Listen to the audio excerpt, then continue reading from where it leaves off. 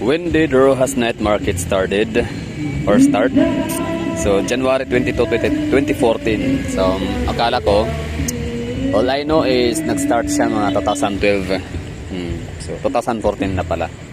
Okay. So Rojas Night Market officially opened on January 22, 2014. The market was arranged and organized for the vendors in San Pedro and other streets in the city who were demolished from their posts in 2013. Okay. So yun pala yung historya ng Rojas Night Market dito sa Davao. Kibali ang mga nagtitinda ho rito. Kumbaga nabuo itong Rojas Night Market dahil sa yung dinimolish, no? Pinaalis yung mga nagtitinda, mga street vendors sa San Pedro Street, Davao City. So nag-start siya ayan, January 22, 2014. So ngayon, bali yan lang po yung gagawin ho natin for this video is Rojas Night Market update ho tayo mga hagala. Tingnan ho natin kung anong ganap nga ba sa Rojas Night Market, no? Anong mga, kung marami pa rin bang tao, dinudumog pa rin ba siya after nung holiday seasons ho natin, di ba? January, New Year and Christmas. So ito pala yung facing Quezon Boulevard Avenue, no? So yan po yung daanan papuntang Toril. Pero sarado nga yung yung way dito na area kasi naka sila giveaway para sa mga magtitinda.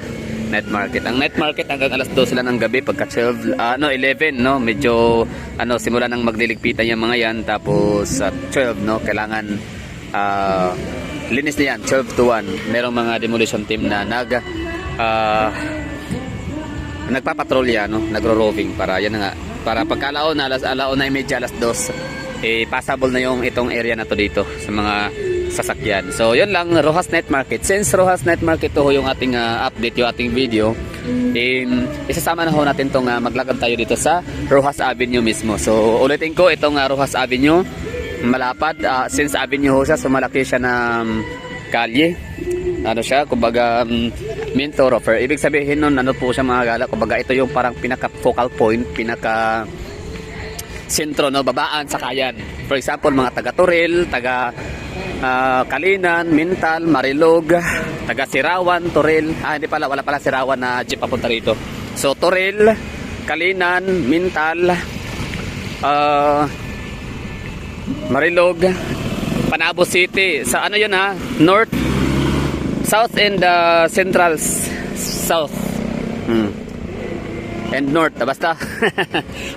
Paano dito bababa at saka sa maging sa southern part din, no? Northern part, no? So Bunawan, northern part yun, Bunawan district, mga taga Barangay Lasang, taga Barangay Ilang, Panakan, Tibungko, Sasa. Dito yan sila dadaan, bababa lahat, no? Mga hagala, dito yung bagsakan ng mga pasahero. Tapos yung mga taga Toril, taga Tugbok district, mga taga Kalinan, dito rin ho yun lahat bababa. So kabilaan yan, ditong kabila papuntang Toril.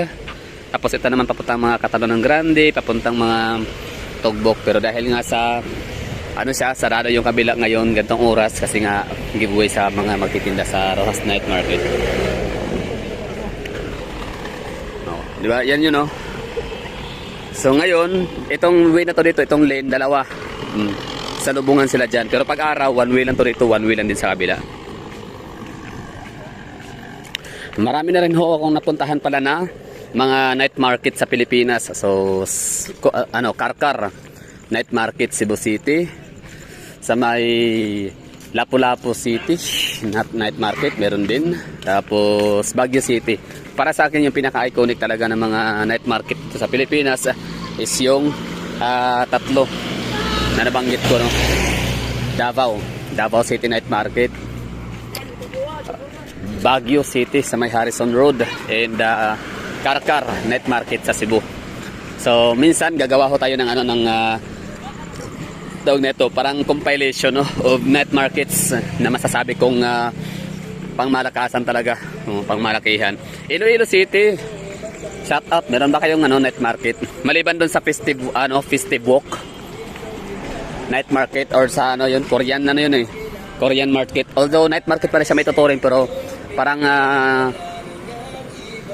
paano ba natin masasabi ito? Parang private kasi yun, no? Mega World Avenue na sa may festive walk.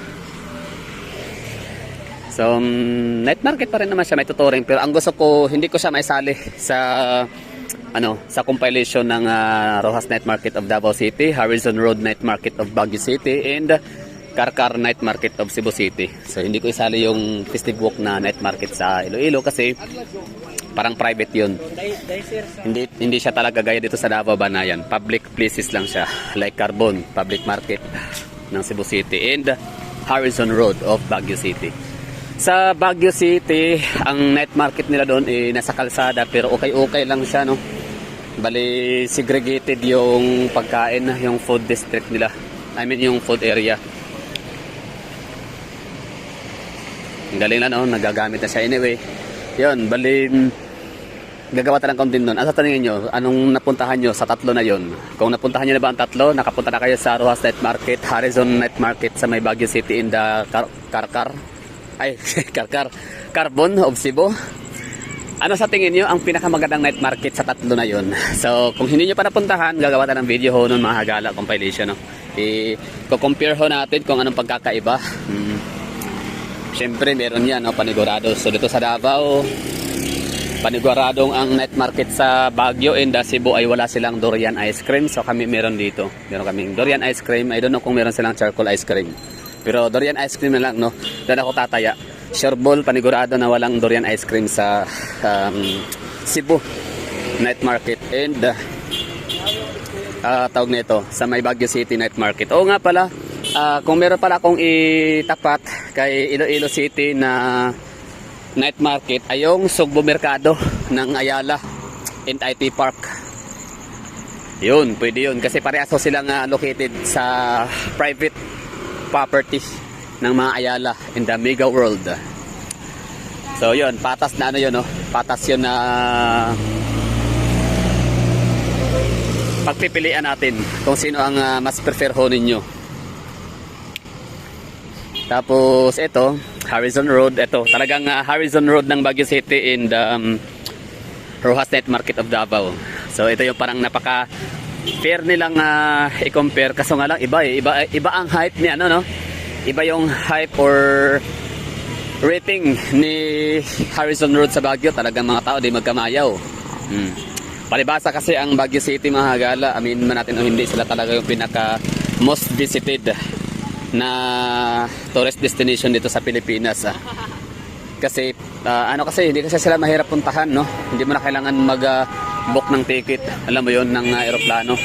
Samantalang pag Cebu, Iloilo, Davao, Boracay, Palawan, Siargao, yung mga tourist spots area din naman yun. Kaso nga lang, ang pupunta nun, for example ako, makapunta ako sa mga ganong lugar pero kailangan talaga ng matinding plano, matinding schedule, kailangan talaga ng budget. So pwede naman hindi kailangan naman maging mayaman, mapera para lang makapunta sa mga tourist destination na yun dito sa Pilipinas. Pero yun nga, a-advance ka ng bibili ng ticket, di ba? Kasi the more na mas malapit ka nang umalis, lilipad, syempre mas mahal yun. Samantalang kung advance kang bumili ng ticket, mas mura, sa mas makakatipid ka, mas medyo budget friendly ho yung ganong estilo na ginagawa ko. Pero kung pupunta ka ng Baguio, kumbaga kung trip mo lang, mayroon ka namang magkano ba? Meron ka namang 2,000 pesos, no? Para sa pamasahe yun sa bus. Luxury bus na yun. Magkano luxury bus? 800 pesos, no? Yung 850. Luxury bus na yun. Ang Solid North or Victory or Genesis. Balikan lang yun. Kumbaga kahit pa last minute, like ngayon ka makapag-isip, gusto mong pumunta ng Baguio, anytime you can go to Baguio. Samantalang sa Cebu, Palawan, Iloilo, Bacolod, Davao, Surigao, Palawan, wala, hindi mo pwede gawin yun. Bawal ang doon, yung impulsive travel. Di ba? Yung wala lang, naisipan mo lang, when boredom strike, no? Not unless kung ikaw ay super marami ka talagang pera, no? Way of living ka talaga. So sa mga kagaya ko na medyo walang sa buhay, so hindi pwede yung ganung tag nito, decision making na parang gusto kong gusto kong mag Cebu, gusto kong mag Iloilo, gusto kong mag Boracay, gusto kong mag Siargao. O sige, boring ako dito sa bahay, makalabas na nga at makapamasyal, o di ba? Samantala sa Baguio, pag taga Manila ka, kaya mong, pwede mong gawin yun anytime. O ano yun, nag-aaway. Nag-aaway mga aso. So yun, anytime, no? Pwede mong gawin yun. Anytime, 24/7, no? May mga sasakyan papuntang Baguio. Tapos mga hotel, siyempre maraming hotel doon. Yan naman talaga pamasahe pinakamahirap gawin. Okay, hindi na masyadong matao. Time check ko tayo. 10:32. Mag-alas 11 na. May-mayang konti, 11:30. Sasarado na yan sila, magdiligpitan na yan. Para madadaanan na sila. Madadaanan yung yung highway na yan. Ayun lang, no? So, ano sa tingin nyo? Okay ba yon? Comment nga dyan kung okay ba yung ganong content.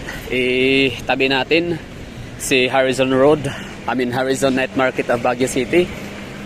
Davao City Rojas Night Market and Carbon Public Market, Night Market sa Cebu City. Yung tatlo lang yun, no? Yung panlaban ko talaga pwede. Tapos ano naman, Iloilo City na Festive Walk and Cebu Business District and the Ayala IT Park. Meron silang Sugbo Mercado.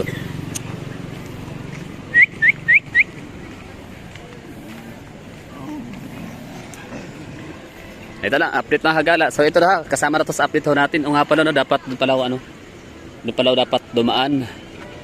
Mali. Okay. O ngayon, ang mangyayari nito, papasok pa ko nito, tapos iikot, tapos lalabas ulit, ano? Sayang. Sige lang.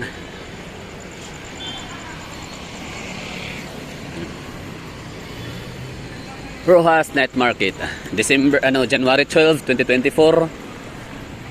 Harap na siya ng Ateneo. Ang mga marami akong makakilala dito sa Davao na medyo may kaya. Oo. Ayaw na lang pumunta rito, ayaw na kumain. Pero hindi naman lahat ng mga may kaya at sosyal sa Davao ayaw pumunta ng Rojas. Sila lang yun na kakilala ko. Kasi meron din naman ako mga nakikita rin dito na mga sosyal din naman. Oo. Mga class. Pero nag-i-enjoy sila sa pamamasyal sa Rojas Night Market. Basta pag pupunta kayo ng Davao City tapos mamamasyal kayo sa mga park ho namin dito, paalala lang ha, hindi po pwede ang mga jacket, lalo na kapag hoodie, tsaka lalong bawal din yung mga backpacks.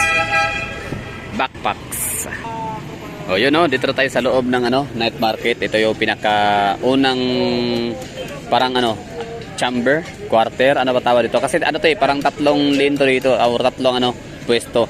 Food section, tapos sa unahan is cellphone section, mga accessories, mga pabango, kung ano pa. Tapos sa unahan naman mga ukay-ukay. Yun, no? So, ito yung pinakauna. To located sa pinaka-downtown area of Davao City, which is located yung Ateneo de Davao University. Itong Aldivinco, tapos si Emrek to.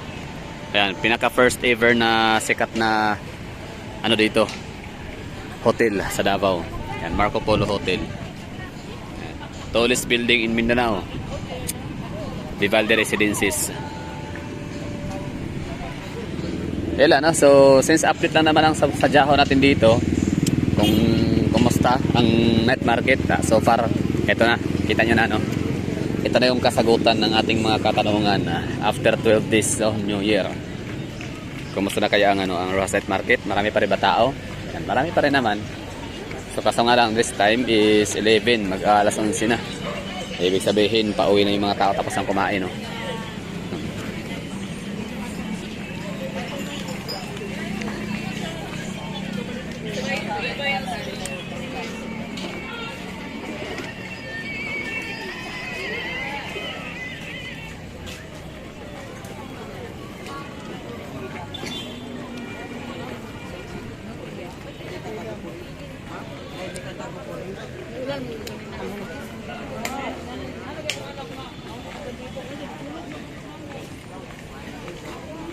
Diba? So, ano pa bang ulitin natin yung yung sinabi ko kanina na sure bull ako na wala sa Carbon night market sa may Cebu City at saka sa Baguio City. So ano yon, durian, syempre no. Wala silang durian ice cream, kami dito meron, marami. Tapos anong meron sa Cebu na wala dito sa Davao na night market? Syempre parang lechon, yan. Parang walang lechon baboy, no. Barbecue drop. Yan ang wala ko dito, feeling ko lang. Parang wala nga so far, no. May mga pork ang nakikita ko dito, mga pork barbecue, pero lechong baboy wala.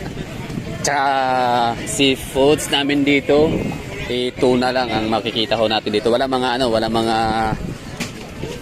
tawag nito, yung mga mollusk ba, yung mga crabs. Mga mollusk, yung mga shelled seafoods.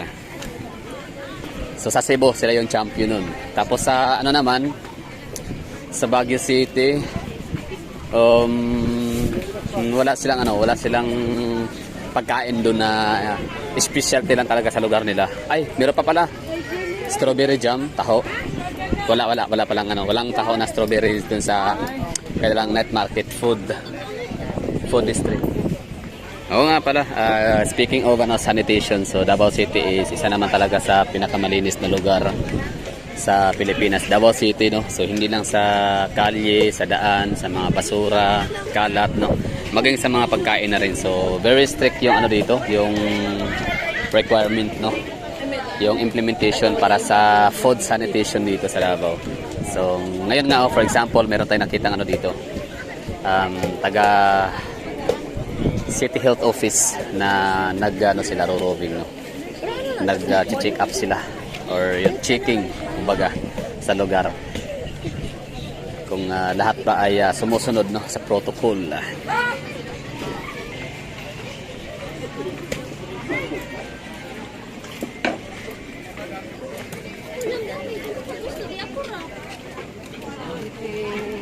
Yun, no? So okay na tayo mga gala. Thank you for watching. Okay na siguro tayo doon. Busog na siguro yung mga mata natin. Sana nagustuhan niyo yung update natin mga taga Davao, no? So thank you for watching din. So sana nagustuhan yung update natin kasi hindi lahat ng mga taga Davao ay may panahon pa para pumunta dito kasi nga sa trabaho, tapos pagod na sa traffic. Kasi dagdag na talaga sa stress ng mga taga Davao yung traffic ngayon. Sobrang dami ng mga sasakyan na congested yung mga daanan natin. So imbis na makauwi ng mas maaga para makapagpahinga at pupunta sa saglit dito sa Rojas Night Market, ay hindi na yan magagawa kasi traffic ng kumbaga yung spare time sana na 30 minutes to 1 hour, imbis na pasyal, no, isaglit dito sa lugar, na yan, kukonsumuhin na yun para pang travel, diba? Sama na, ay shout out.